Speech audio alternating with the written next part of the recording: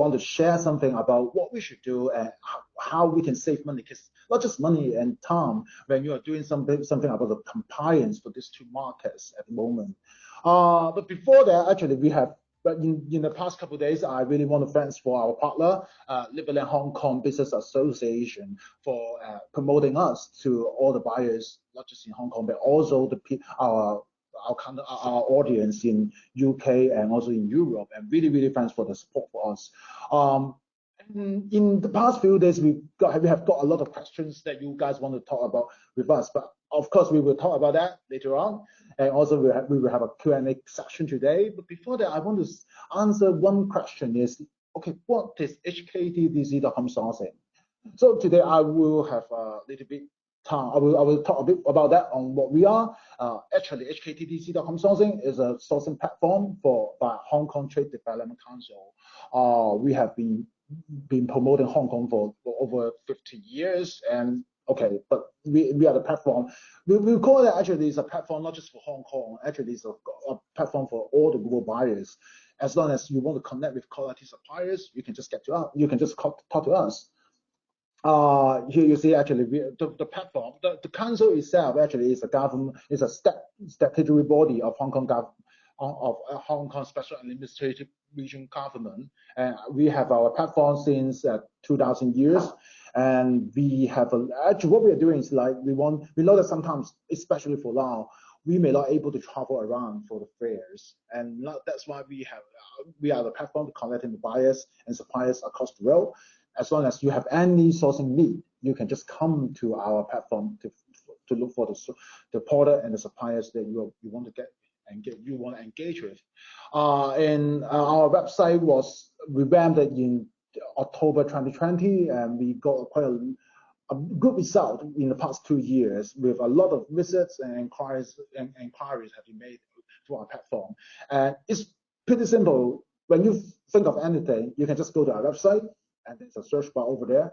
Just key in the keywords or anything that you think of, and then we will have the result to give to you. And also at the same time, there are a bunch of the suppliers and product has been promoted already.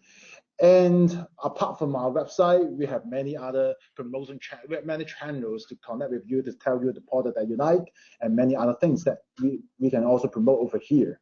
Okay. Then we can see that apart from this thing and about the EDM and also social media, we also have our platform called the Newspice to talk about the latest trend, and also we have the Webinars to give more information to you. And apart from actually what we are doing right now for HKTDC, we have our own physical fair.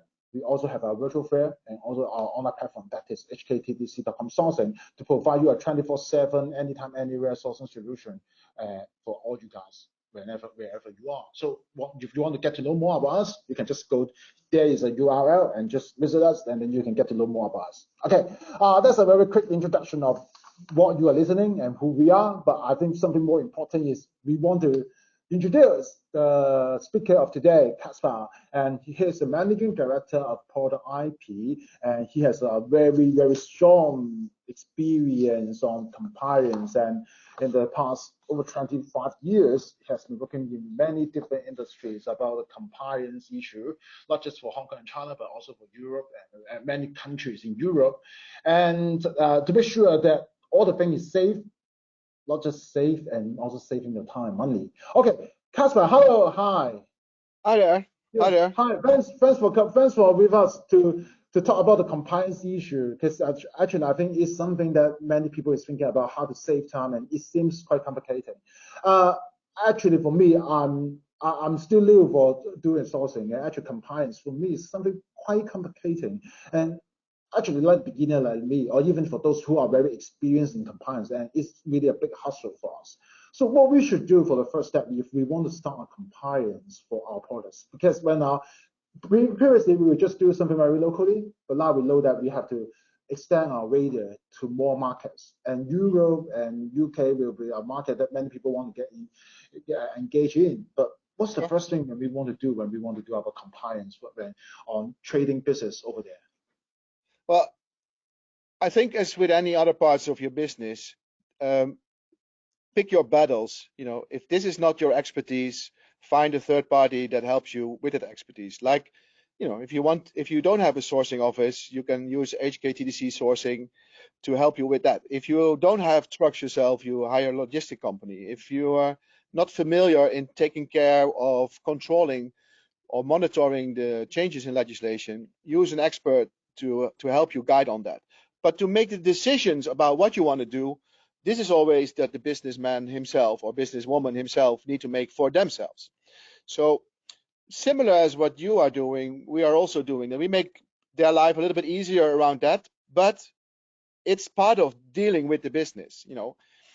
It is not you cannot wave and say, okay, today we don't care about compliance. And it is getting more complicated, Lenny, because originally, and I'm talking about maybe 20 years ago, if something was wrong with a product, when you use the product, you will immediately notice. You will plug something in, and if there's a big bang and a big spark and smoke coming out, and you knew, okay, something wrong with the electricity.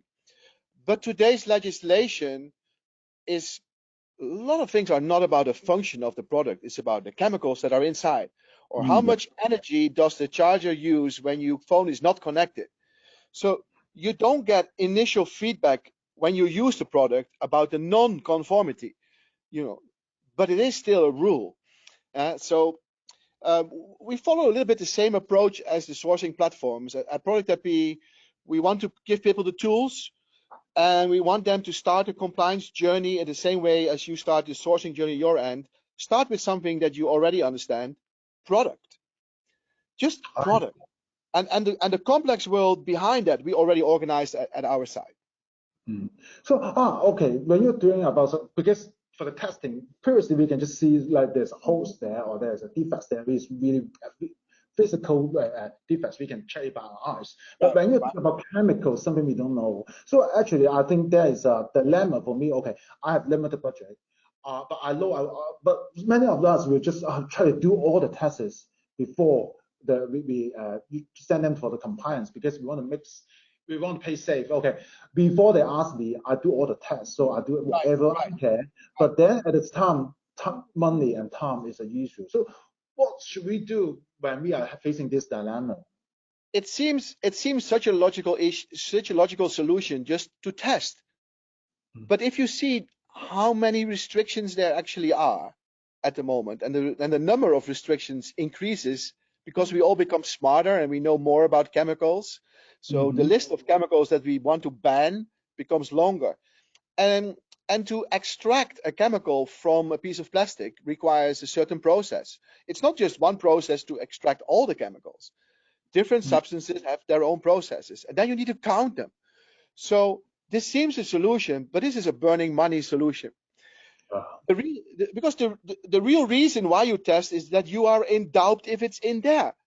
So the real progress is to come together with your supply chain to a situation where actually you only want to test to verify substances that are created during production.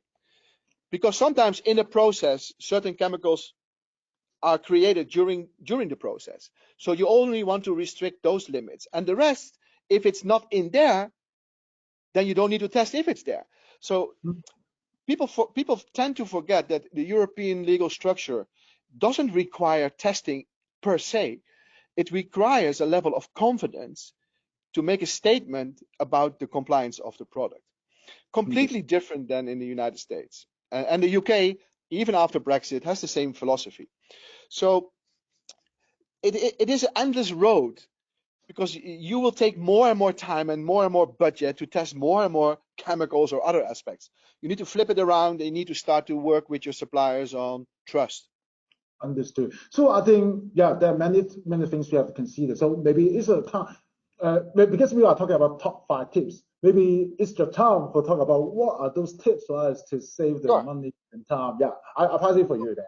Thanks, love to do that. Okay. Well, let me talk a little bit about product IP as a company. We are with 50 people this moment, and we don't judge anybody. We know that product compliance is incredible complex, but we want to, give you all the opportunity to build a business based on compliant products.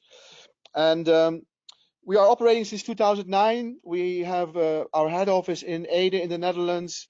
We have offices since 2009 in Hong Kong and Shenzhen, where we have a large support team for people that use our platform. We have offices in Augsburg, near München in Germany, and in Hamburg. And we have an office in London that we also need to support people after the Brexit. Maybe nice to know that recently, although we haven't been in Hong Kong, but our Alice Poon, who has been managing our Hong Kong and Shenzhen operations since day one in 2009, of course, has been in Hong Kong. We recently won the Entrepreneur Award organized by the Dutch Chamber of Commerce, sponsored by Leo Well. That was a few months ago. Very nice to take that event. And you might even see us in relationship to sport. We are sponsoring a local hero from our head office town in the Netherlands, Dutch skeleton athlete Kimberly Bos. She's going down on a sled at slopes with 140 kilometers an hour head first. Great inspiration for the team. European champion, World Cup winner of this season, and she'll be competing in the coming Winter Games. So if you want to follow her and give her a cheer up, then see the Instagram link related to that. So the tips and tricks that we have is all about saving money and time, which is always relevant. However, we have to understand that dealing with product compliance is part of doing business. So where we see that many companies, they make very conscious decisions about changing things in their environment when they do business. You know, they look at the range of products, they look at the design of products and the materials of products, and these all influence cost. And based on that, they might make a decision to continue a certain range or step into a range of products. But what we see is that they forget that product compliance is also part of the decision. Yeah? So if you move into a new country, even in Europe, if you move into Malta or Portugal, you will be faced with restrictions or requirements on those countries. Even they are member states of Europe and it's one big economic zone, they will have requirements sometimes specific on their plugs, on registration or participation in electronic recycling or packaging recycling, battery recycling. They will require warnings and instructions in their own language. So you cannot say that this is increasing the cost due to product compliance. It is cost because of product compliance, because of a business decision. And these business decisions and product compliance become more and more intertwined, and I will take you along that course. So of the top 5 tips and tricks to save money, the first one seems a little bit strange for you. You might have not considered it. But the first one is actually prevent trouble with authorities because of marking issues. Many people that source products, they focus entirely on test reports of the product. Can my supplier hand me a test report? But if you look from a market surveillance point of view, actually what they do, they look at the outside of the product first. There's many things that you need to consider. But these markings, you don't need to make them up. They are already defined. They are defined in legislation. They are defined in standards. And if your supplier is always dealing with coffee machines or always dealing with angle grinders or always dealing with power banks, then they are the specialist in that. So they will have the standards, and those standards will have national deviations for Germany, for the Netherlands, for French, indicating what languages should be there for warnings or instructions. What authorities have noticed during their market surveillance is that in 70% of the products with obvious mistakes on the outside, there is something wrong with the product itself. Okay, this is interesting. So from a market surveillance point of view, if I'm in a store or in a warehouse and I need to pick my battles, I will go for things that have an obvious mistake already on the outside. And if you would start to focus on that, start to focus on making no mistakes on markings, no mistake in labeling, no mistakes on the product packaging and in the manual, you prevent that your brand actually becomes low-hanging fruit for market surveillance authorities. And with that, you reduce the risk of your company or your brand becoming entangled in discussions with them already. It might seem an interesting battle, and it is, because paying attention to the product and the packaging and the manual starts to bring to you a certain rhythm and a certain control, not only with you, but also at your supplier. because when you start to use the correct wording per relevant standards, different languages, what you need to do is start to organize yourself, create templates, use version management of artwork, and you will see that the trickle-down effect of that into your supply chain will be incredible. There are many official languages in the EEA, this is the EU plus, so don't think that if you sell in the Netherlands using Dutch, you can sell in Belgium because they also have Dutch. In fact, Belgium has French and German also as official languages. So you need to consider this mix. And the argument that, okay, when we don't have enough space on the product or we don't have enough space on the packaging, this is not an argument. You need to make a solution, use a Z folder or stickers or anything smart, or make separate units for these markets. But consumers in countries have the right to be warned or get instructions in their own languages. Proper problem ownership of product artwork is a very good way to start making progress on product compliance. It does not increase significantly the cost. Actually, it will reduce the cost because you have less mistakes. You need to print artwork anyway, so it's not a cost of printing, it's just a matter of what should be on there. And if you're always in a certain product group, you might have your template verified using our label check service and get your templates right, and then progress on with these using the same template for other products in the same range. But you will be pleasantly surprised by the overall trickle-down effect. Yeah, because it forces people in the supply chain and in your own team to get organized. Tip 2. Stop wasting time and money on unnecessary testing. Well, Lenny already introduced that. Testing everything for everything. It seems so easy. Substances of very high concern under the REACH legislation. They just added 4 more. We are way over 200 substances on that. You really want to test each part of each product, each shipment again and again.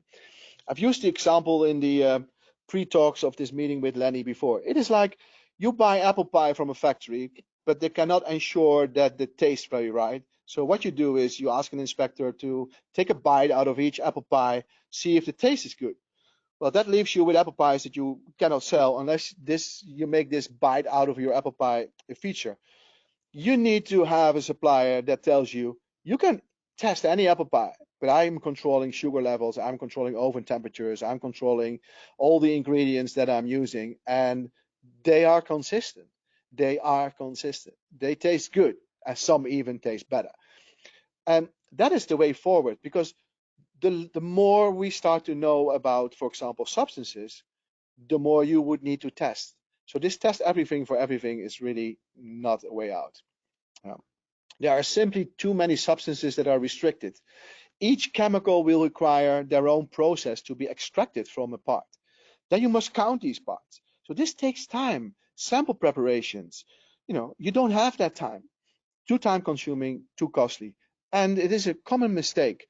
The EU legislation does not require testing per se. Yeah? We require a kind of a structure that leads to an assumption of compliance. You need to be able to demonstrate that the whole process that you and your supplier have actually guarantees that these apple pies are all the same, that these chemicals are not existing. So what you need is start working on a trustworthy supply chain.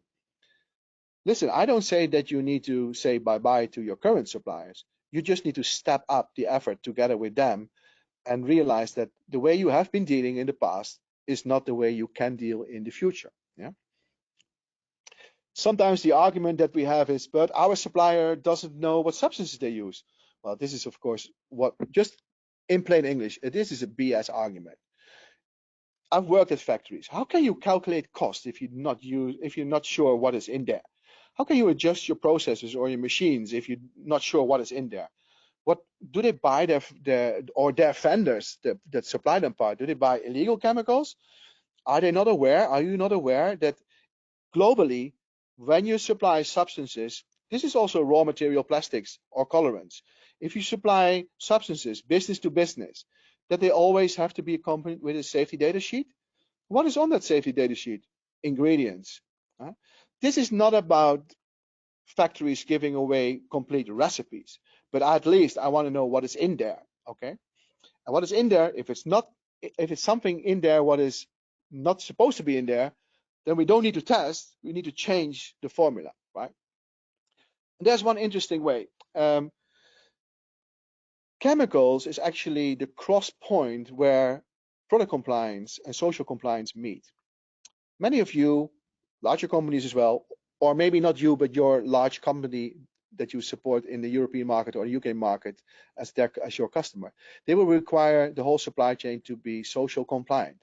So you will participate in social compliance schemes like Amfori BCI or Arrange Any SA 8000. That's a standard for social compliant based audit. One of the questions in that audit is, does the factory have a safe storage room for substances? And at that room are SDS present. Why is that? Well, you should not, have loose chemicals around somewhere at your factory. That's the risk. And if you don't know, if you have no safety data sheet on the chemicals, the factory would have no idea how to protect their workers when using these chemicals. Do I need proper ventilation? Do I need to wear gloves? How do I need to take care of these chemicals after production? Do you throw it in the bin or need to be certain chemical recycling? Something like that. So part of the social compliance audit should tick 2 boxes green: safe storage room for substances, and SDS should be present. So if this is the case, then the question on product compliance comes: what is in there? What are you using? And when they say, I don't know, this is a mismatch. How can it be positive at the social compliance and negative at the product compliance? In this kind of case, your power is to escalate around the social compliance agenda. A factory getting a lesser score on social compliance will have trouble with all their customers. Because if they get a lower ranking, then all of their customers will start to ask questions. So they might not be interesting to participate with you on your order because it might be insignificant for them, but losing their complete ranking will be very relevant. So you can also use this argument as saying, hey, I have a social audit report from you. Thank you very much. These 2 boxes have been ticked green, so I expect that box on product compliance to be ticked green as well.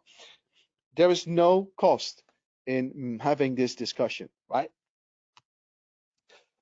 Some of you are dealing with products that are food contact material only, cups, plates, tumblers, or have food contact materials as part of the product, like coffee makers or blenders.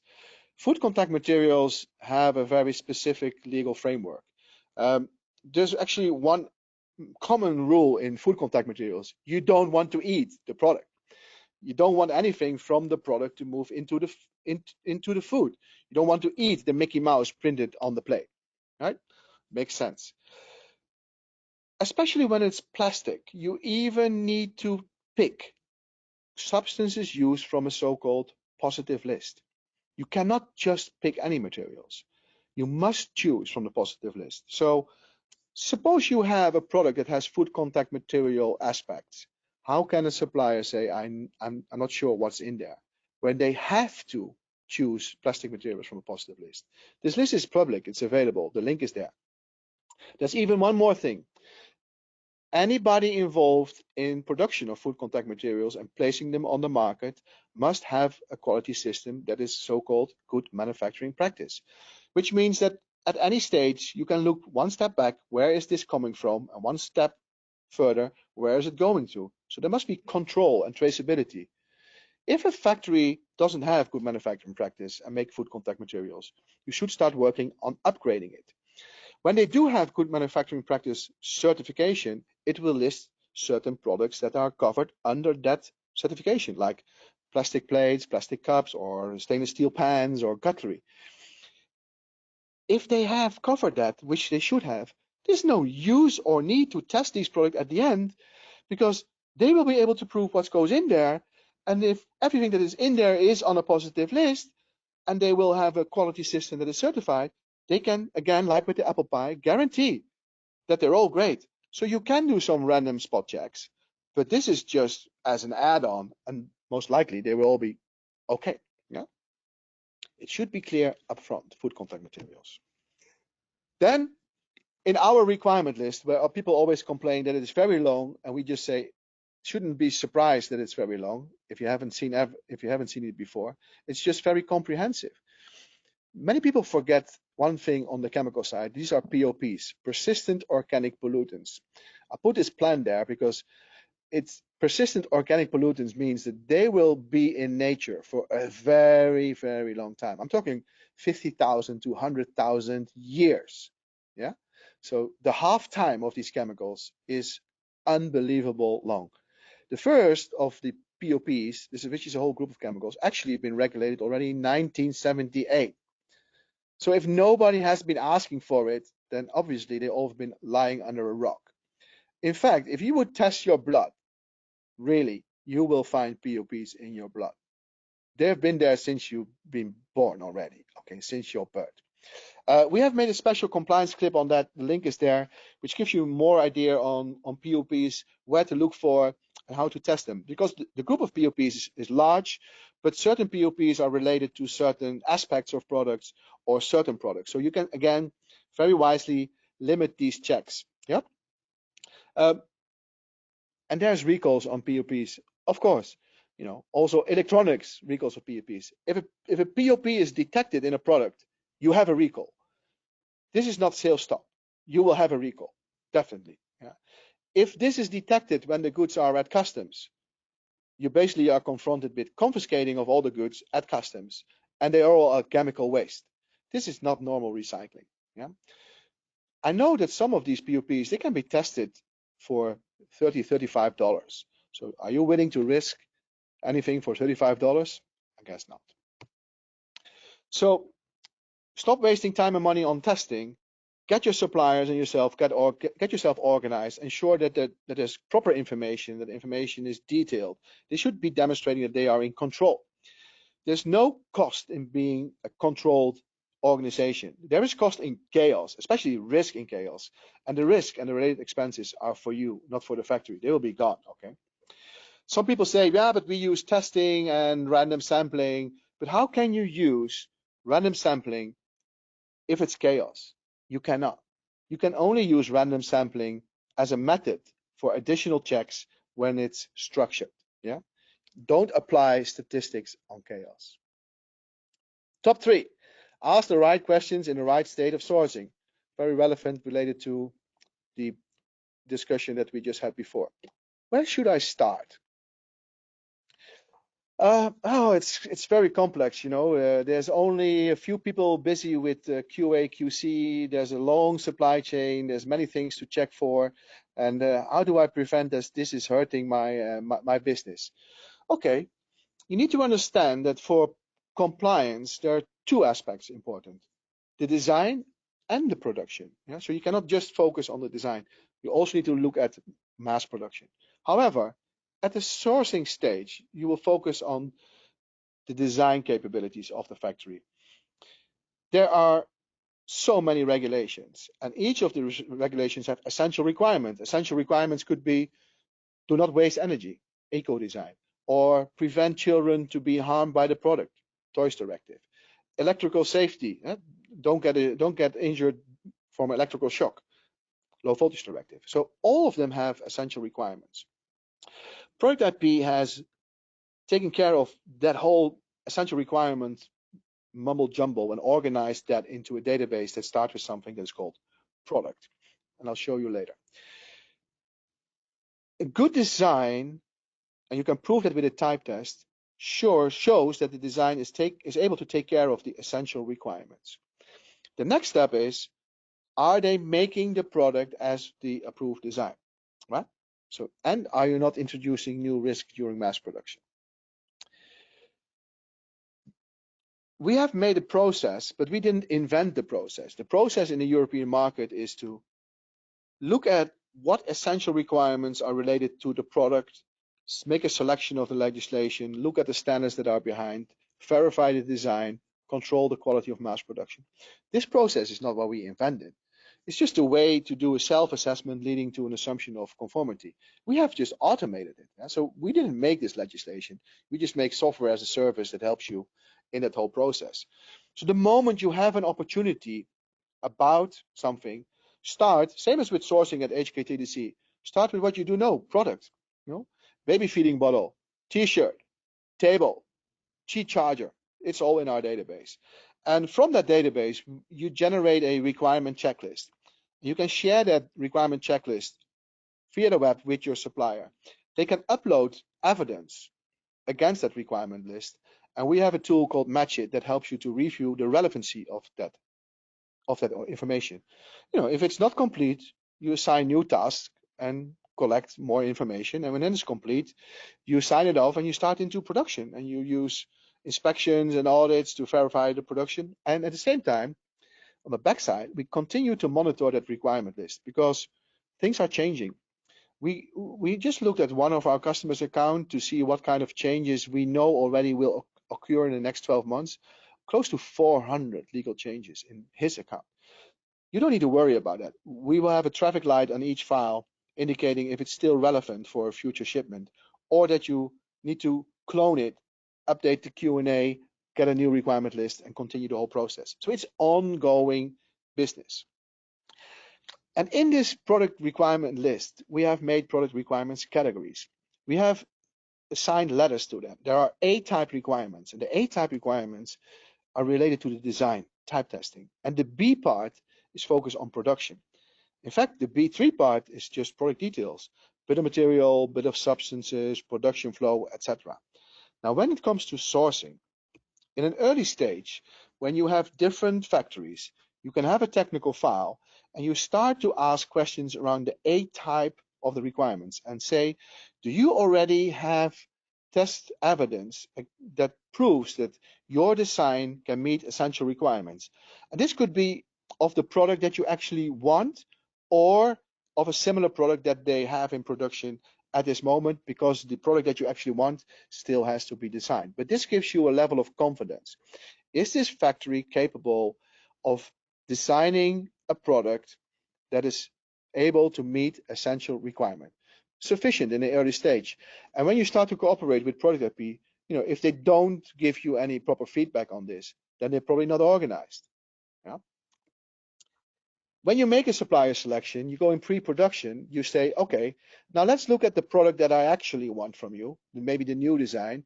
You need type testing details on that, on the A category, but you also want B3 category, the details. You want to understand how they're going to make it. You want to be sure that they have looked at chemicals that they are choosing in the production, that they are capable of managing their vendors, and that these vendors actually are capable of managing their vendors. This is not your job. You are not doing the factory. That's their job. In fact, some factories actually use Product IP and say, listen, I can make a technical file myself, demonstrate that I am in control, and share it with you as proof. There's many factories in China that are actually using Product IP in this way to convince their customers that they are in control. Once you're satisfied with that, you can go into mass production. From mass production, there will come information on B1 and B2, most likely from their QA and QC process on certain chemicals that they use, results from their quality control. And the A to B3 category, it's all relevant when you want to do an inspection, right? If you don't have any information, how can you explain to your customers or to market surveillance authorities, yeah, we do inspections, we always do inspections. How can you do inspections if you don't have information? What are you actually looking at? So you need to have this information to be able to do an inspection when necessary. When that is all done, you release a shipment because there is an assumption of compliance and you make a CE declaration. Yeah? This is the flow in that whole process. Have the correct data at the right time. Tip 4, data. I thought we'd talk about product compliance. Well, I can tell you, product compliance is becoming a data challenge. It's actually a smart way of government to put the pressure on the supply chain. They will ask companies at the far end of the supply chain in the European and UK market to participate in certain data-related schemes to offer information. And that information can only be obtained from their suppliers. So they're forcing the people in Europe, the brand owners, the retailers, the importers, to ask questions to suppliers. And if there's no data, they cannot enter it in the system. And if they cannot enter it in the system, they cannot participate in the market. And this has one interesting effect, because entering this data, it's like signing a declaration of conformity. This is not just some bullshit Excel sheet that you need to send to something. This is the official statement. And market surveillance authorities can actually do an audit 2 or 3 years from now, look back and say, how did you cope with this data challenge in the last 2 years? Yeah, so it becomes very relevant. And let me give you an example of this around the energy labels. The energy label on the left side, that is what is still there, or for some categories already have changed. And on the right side is the new energy label. And the information on there is quite the same, only they rescaled the energy efficiency class. But what is really new is this, the QR code. The QR code gives access to more information on the model. Okay, QR code is not special. Especially in COVID, we all know QR code and scanning. But what is different is the process. Before EPREL, a factory could calculate energy consumption or energy usage or water usage if it was a washing machine, and actually create the E-label, the energy label artwork, all by themselves using a template. So it's quite a natural flow of production, producing the artwork, printing the packaging, and shipping out. The importer, brand owner in the European side, they will just check if there is a label. They're not really involved in detail. Oh, it looks good and probably is true. They could work without having any consequence. As a result, this system produced products on the market where almost 70% of the energy labels were two classes, too green. This is like printing money, selling A label products where actually they are C. This is just printing money because consumers pay a premium for a product that actually uses too much energy. So in the new system with EPREL, the European side, or an authorized representative for an original brand manufacturer, they need to create artwork. So they need the data. They need to go to a system, enter the data, generate the artwork, the real high-res EPS file, then share it back to the factory. Okay, so this means I need to consult in a very early stage and not just during production. Exactly. So this changes the flow of things. Imagine that you have produced everything and then, oh, where's the artwork for this? Yeah, we still need to go to EPREL and you need to send me the data. Yeah, I don't have the data. Okay, no business. No data, no business. Yeah. So this is a complete different situation for OEM and OBMs. You need to get somebody involved in dealing with that, and that dealing with that, entering that data, is really a legal check a box.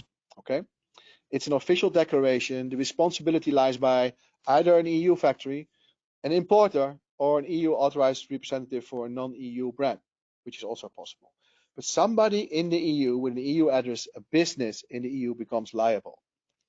The QR code leads directly to the responsible party, and market surveillance authorities can control this also in a later stage, much later.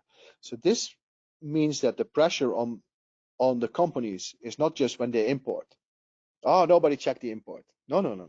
They can do an audit in 2 or 3 years from now. It becomes like auditing your bookkeeping. There are many other similar data structures. There's SCIP database for registrations of substances of very high concern. There is a system coming for unique formula identifiers when you have a formulated product on the market, like soap or oil. There is a notification portal already long time there for cosmetics. And there is a new directive coming around corporate sustainability reporting, which means that large companies, and that means they will involve their suppliers, which are not so large, they need to have mandatory reporting on progress on corporate sustainability. This requires data. So my conclusion is supply chain without data is no future supply chain. Does it mean the end of trading agents? No, trading agents, they have a very relevant job in the market. But if they are dealing with products without data, there's no future for them because nobody can buy and process those products in the market. Chaotic suppliers that cannot offer the data in time, there's no future. You can have great products, but you need to get organized. Remember, you can say, yeah, this corporate social directive, blah, blah, blah, is 2024 for the large customers. not going to influence my business today. Really? You don't think they will start to ask questions? You think you can adjust your supply chain in December 2023 when the regulation starts in 2024? It takes time. It takes time to grow into this together with your company and your supplier. These transition periods are there for a reason. Yeah? Put the pressure on it. Put the pressure on it. Make product compliance part of your business. Last, ensure that your declarations are correct. The three most common declarations with products in the EU market, same in the UK market, is you have a declaration of conformity called CE declaration. This is the common language. You have a declaration of performance. It's like a CE declaration, but for construction products. It's a little bit different because it says specific, the isolation value of this isolation material is X, or the strength of this iron beam is Y. So it just goes a little bit into detail, but the principle is the same. And then for food contact material, people forget it, there is also a declaration of conformity required. Yeah. Oh, but we never did it. Doesn't matter. The fact that you never did it doesn't mean it's not there. It's actually a requirement. What market surveillance authorities are doing is, in many cases, they find a product and they first ask you a question, can you send me the declaration of conformity? Or can you send me the declaration of performance? Or can you send me the EU food contact material declaration? And then when you start to make mistakes in that part of the communication, they already get a feeling, okay, this company, the ownership of product compliance is not at the right level. Let's dive deeper in this case because I can find things that are wrong here. Yeah? What we see is wrong companies signing the document. So this is an EU brand, they got a CE declaration from a Chinese factory, and they send that declaration to the authorities. But they are not the brand owner in Europe. So this is the wrong people signing the wrong document. Or they've made their own design, but forget that these are official statements. There's actually an official design and different elements need to be there and different rules need to be followed. Or they put REACH on CE declarations, which should not be there. You can manage it in an annex, but REACH is not under the CE regime. So wrong directives or wrong regulations mentioned or made reference to outdated standards, indicating that they are not on top of things, managing mass production, shipment after shipment. Wrong dates used. Yeah? They ask a question about a certificate today, they sign it today and send it today. But actually, they took a sample of 4 months ago. That should be the date of the import on that certificate, not the date then that somebody asked the question. You need to make a declaration of conformity when you ship, yeah, not when somebody asked the question. So these are all making your company and your brand, again, low-hanging fruit for market surveillance authorities. And there is no cost in making paperwork correct. There's cost in not having paperwork available easily at the right time. In product IP, the users always have the right format. They can have the right language, correct information, correct version, and just click on the mouse and generate in 27 languages proper declarations. Yeah? The only thing that is a little bit work is food contact material declaration, but we have a fantastic template for that as well. There is no cost in getting organized. So these were my 5 tips and tricks. There's much more to it than I just could tell. However, there's some help for you. We have something called Product IPedia. You can study in your own time at your own speed and learn more about this and many more regulations. And I made interesting for you, this information in Product IPedia is available in many languages, even in Chinese. So you can also share it with the supply chain. I look at the topics that we just discussed, and I made a comprehensive overview of various resources in Product IPedia. HKTDC will make this whole slide deck available for you later, so you can find these topics. Thanks for now. Hope it was worth listening to. Stay connected. Find us at connect.productip.com to subscribe for certain news mails. LinkedIn for the company and me is in the slide deck as well. Lenny, this is it. This is back to you. Thank you, Casper. Thanks a lot. It's really comprehensive and 5 tips, and actually covers most of the questions that I think when we are doing compliance, like the template, the data, the trustworthy suppliers. I think that's the things that's really important for us. So I got some question on my hand, so I take this time to ask them. Okay. The first question I think is about template, because I heard when you're talking about templates, then this question coming up. We know that there's a lot of like the certificate of conformity and the declaration of conformity, and actually sometimes even for the CE conformity logo. Right. We know actually that are there any templates, or where can we find the templates of that kind of for the sort of conformity or other declaration compliance documents? Can we find any templates for that? Sure, you can find the templates, of course, on the EU websites, but then you just have the template, and you still need to generate for each product or product category the right information on the template. So the template is like if you have a letter, put your logo here and put the signature there. But what should be in the text? The proper text should be the reference to the relevant standards and directives and regulations for that product in time. So the template is there, but the information is dynamic, and that requires a lot of change. And we see small businesses start to deal with this in the beginning and using Word and Excel to cover this, which is great to, in a startup phase, get the hang of it. But actually, if you see that this is part of the whole product IP technical file already, and you just can generate the right template, and even we offer QR code sharing capabilities on products, it is, it's a no-brainer. You cannot search via Google and monitor all this legislation that we actually are doing for 24,000 users already. Yeah. So it is like, you can ask me, Casper, is there a template for a truck? Yeah, but why would you drive a truck? There is truck drivers already. You don't need to get a driver license. Just call a logistic company to move goods from A to B. This becomes such a particular niche of knowledge that you just use expertise.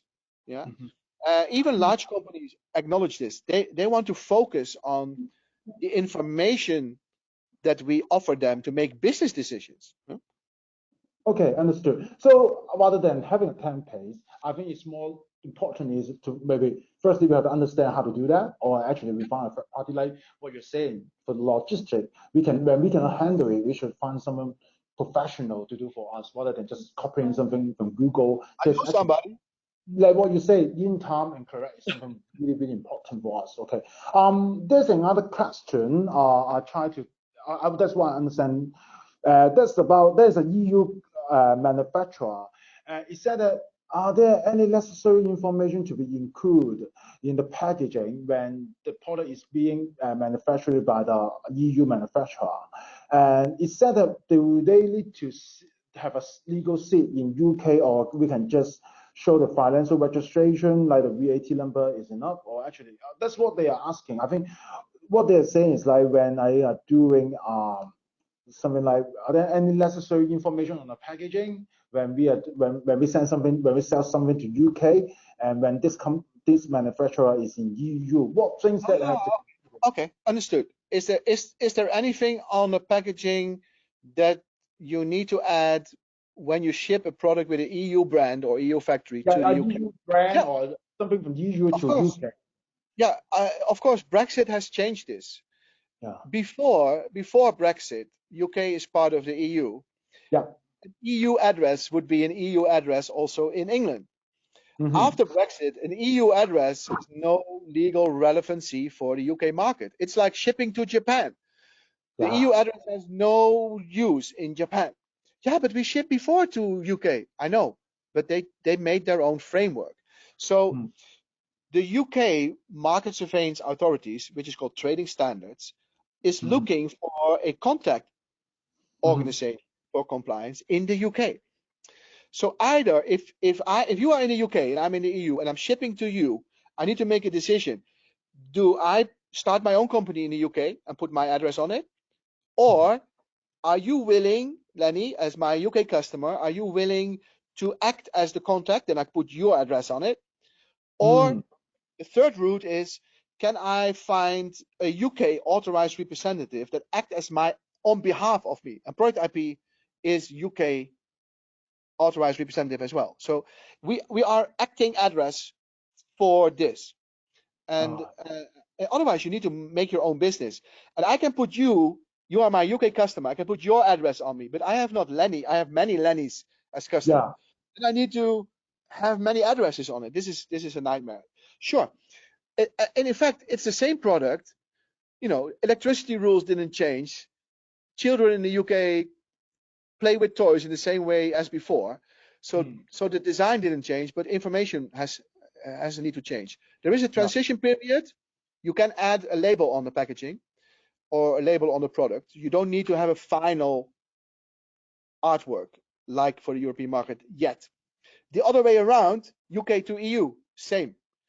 The UK address is no relevancy for EU anymore. You need to have a EU address. Yeah, similar situation. Understood. Okay. This is the last question I want to ask today. How has the Brexit and COVID affect the supply chain for goods made in UK? It means actually when they are something in UK, it made over there. Are there any influence by the Brexit and the COVID? For example, when I export from UK to EU, are there any influence from the Brexit and the COVID recently? I think more about Brexit is something that they have been talking for quite a long time, but I think COVID is something new. When two things come together, what's the impact on that? Yeah, I don't think COVID is not relevant in this case. And also, I noticed, Lenny, there have been various questions asked in writing before, and rest assured they're all in the slide deck. We have all taken care of this, so when they get the slide deck, they can find the answers to those questions. COVID is not relevant, but COVID has focused many companies to jump into new products. Actually, these products are new for them. But you know this one, right? Yeah, it's really new for us, for many people producing it. Yeah, but this product already exists before COVID. Yep. And hand gel already exists before COVID. And they seem so obvious products to jump in. But some of these products really come with quite a complex conformity structure. Like hand gel, if something inside the hand gel kill the virus, this means this is a biocide. You need to have some kind of a license and you need to register. The only thing that has changed with COVID-related products is the urgency was so high in the market that some of the governments have created a special route to get a quick permission to put the product on the market. But this is the early stage of the COVID situation. This is already, these early routes already are gone. This was only in the first 9 months, something like that. Yeah. Understood. Thank you, thanks, Kasper. I see there are still many questions, but today I think there's a limit on time.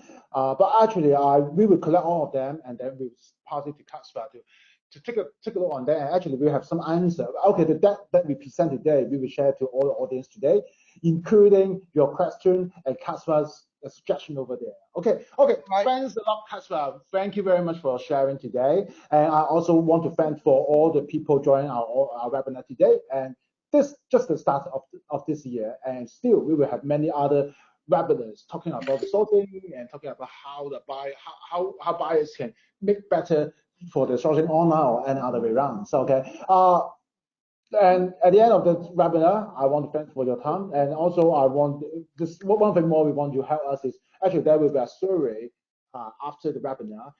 If you have any question or anything that you want us to do for you in the coming webinars, just tell us, or anything you want to talk about sourcing, and also we'll talk about any specific things top in your mind. Just talk to us and leave us your comment to us in our survey, and then we will do it better, and also we will get back to you if there are any other questions.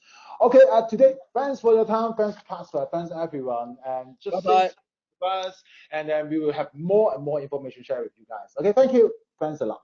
Cheers, bye.